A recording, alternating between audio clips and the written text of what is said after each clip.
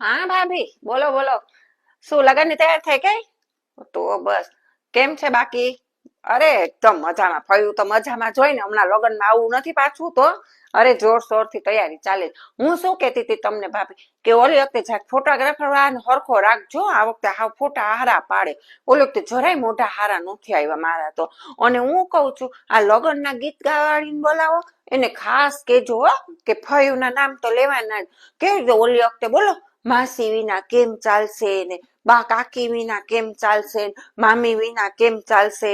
તો આ વખતે એને કેજો કે ખાસ ફયું વિના કેમ ચાલશે હો રાજ. હા, અને મારું તો નામ લઈને બોલે કે હર્ષા ફઈ વિના કેમ ચાલશે હો રાજ. આટલું ખાસ કેજો તું. હા હા, ગીત વાળીને. તો હું ડોબા જેવી નામ લેવાની ખબર ન પડે ને? તો ફયુના તો નામ લેવા જ જોઈએ ને ભાભી.